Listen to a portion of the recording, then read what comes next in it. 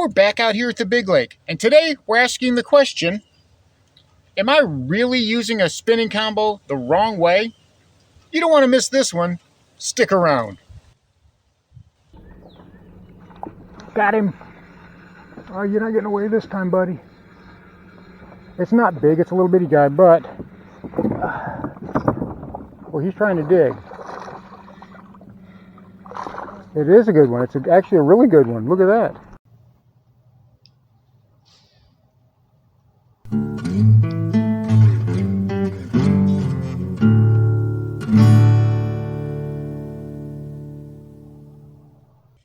And here is this video's featured comment. Congratulations! If you would like to have a chance to have your comment featured in an upcoming video, all you've got to do is leave a comment. And now, on with the video. Welcome back to Lowbrow Fishing, and today we're talking about whether I'm using these things properly and correctly in the right situations. Whenever I do a video about pitching or flipping up under flooded brush, a lot of times you'll see that, well, I'm using one of these, spinning combo. In this case, a finesse spinner. This has got 10-pound braid on it, and it's got medium power rod. You guys have seen me use this many, many times. I've had it for years, and it's made a lot of appearances in the videos that I do. It's one of my favorite setups, one of my favorite combos. It's great, and it excels at finesse style presentations. In this case, well, we've got just a regular wacky rig tied on, weightless wacky rig. And whenever fishing something of that nature, this combo does exceptionally well. It does exactly what I need it to do. However, whenever I do a video talking about flipping and skipping up under flooded brush, I invariably get emails and a few comments telling me that I'm doing it wrong, that I don't know what I'm talking about, that spinning combos are for little kids. They're for novices. They're for girls, right? They're for people who don't know anything about fishing. If you want to be a real serious angler, well, everyone knows that serious anglers only use bait cast reels, right? And that gives me the opportunity to talk about a few things I've been wanting to discuss, which concern making sure you have the right tool for the job. You can have a catch-all tool, right? One that does a lot of different things well, such as, say, a crescent wrench, an adjustable wrench. You can do a lot of things with an adjustable wrench, but the failure of that is it's not going to be an exact fit no matter what you do.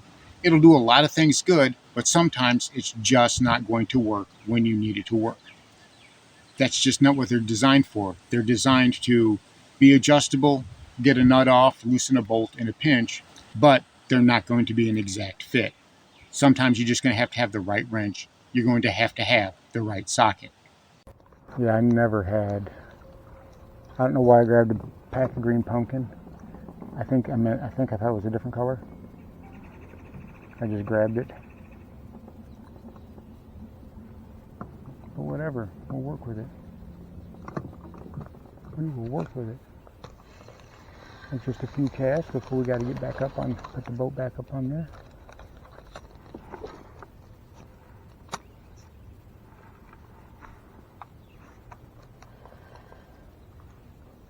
And I have actually done desperation, like Hail Mary casts on the way out of the lake and caught the fish.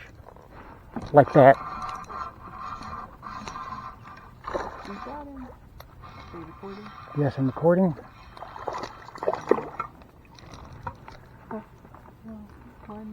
One pounder? Yeah, about a 1 pounder. Right there. Little, yeah, right at a pound on the wacky rig.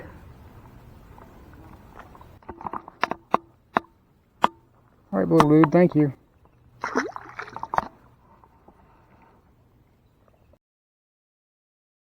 Now, to that end, obviously, we're talking about fishing and not talking about doing hardware and mechanicking.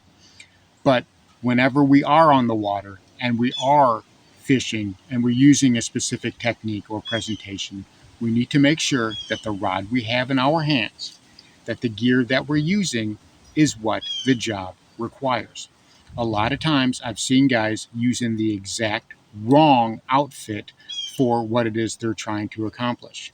Now, I could try to throw a wacky rig on a bait cast, I'm sure, and even now they make the BFS, the bait cast finesse systems, which I'll be honest, they don't make a lot of sense to me when I can just use one of these and do just as well and get it exactly where I want to. If you want to use a bait cast for the sake of using a bait cast, to me, I guess that's what, BFS stands for, bait cast for the sake of it.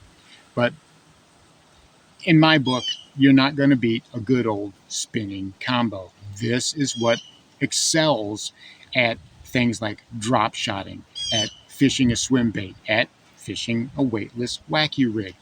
And yes, a lot of times you are going to have to get them dirty. You're going to have to fish them under flooded brush. You're going to have to skip them under docks. It all depends on the type of presentation that you're using. Now, when I'm fishing something heavier, I'll use this. This is the Lose. This is the Pro SP, which stands for skipping and pitching, and it is a great combo, right?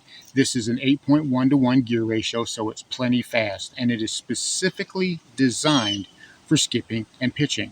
It only holds about 40 yards worth of line, so you're not going to be bombing it out there with this. And you can see I've got a 1/2 ounce jig tied on with a Pit Boss trailer.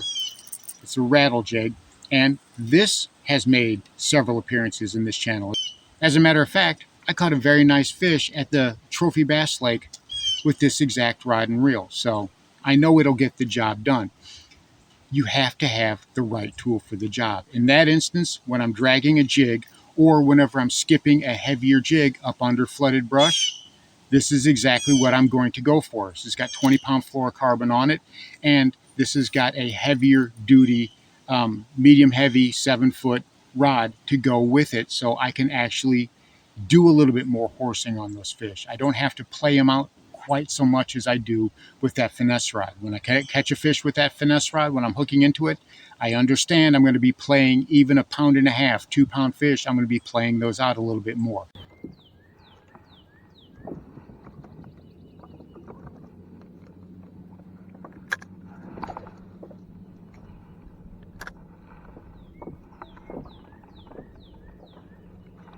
Got him.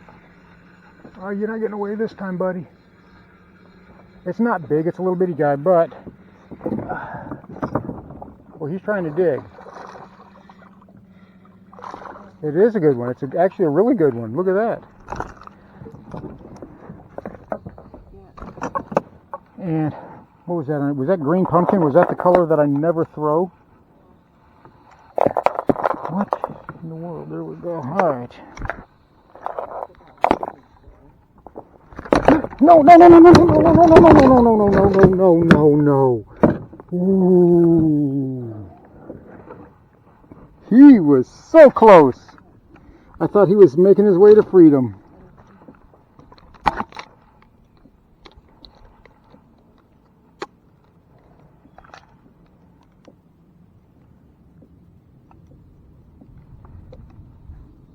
.33. Yep, 1.33. I knew yours was just a little bit bigger.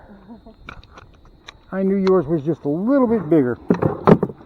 But still, we're not going to complain at all. You know, not quite 1.5 pounds. And we're going to say thank you very much, sir.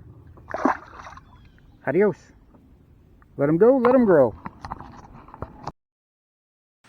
I've got to get that presentation where it needs to go. I've got to be able to do that. So this is the perfect tool for that job.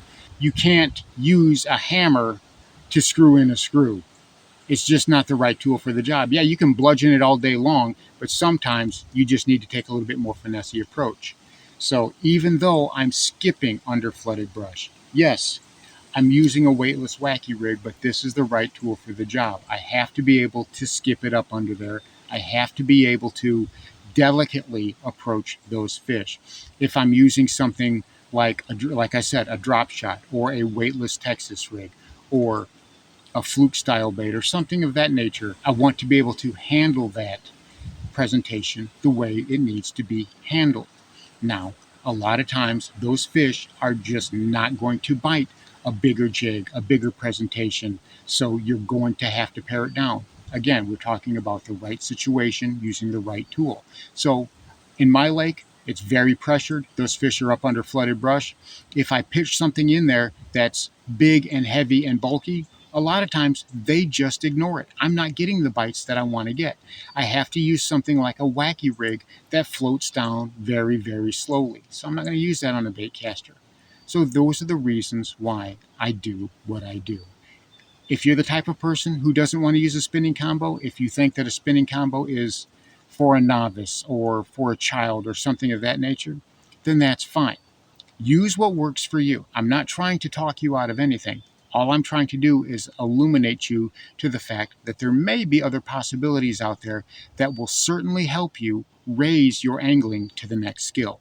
If you're not using anything but a bait cast, and even if you're using BFS systems, but if you're not using anything but strictly bait cast setups, I'm telling you, you're missing out on some real finesse fishing.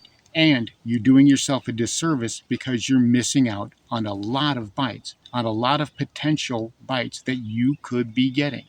So again, you don't want to hit everything over the head with a hammer. Sometimes you've got to be a little bit more delicate with it. And that's what I try to do. As you can see in these videos, you might say that I'm doing it wrong, but I'm still catching fish. And that's what it boils down to, right? If you're catching fish and you're having fun, well, then you're not doing it wrong. Everything else doesn't matter. So again, I'm not trying to convince you of anything. If you use a bait cast and you're having fun and you're catching fish, then you're doing it right. Use what you have confidence in. Use what works for you. But for me, this is my style of fishing. This is my go-to.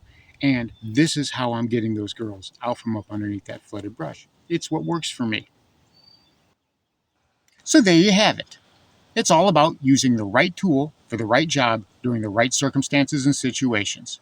For me, that means using a finesse spinner even when I'm fishing under flooded brush. It's what helps me catch those big girls.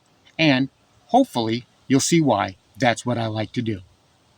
Thanks for watching Lowbrow Fishing. We'll catch you in the next one.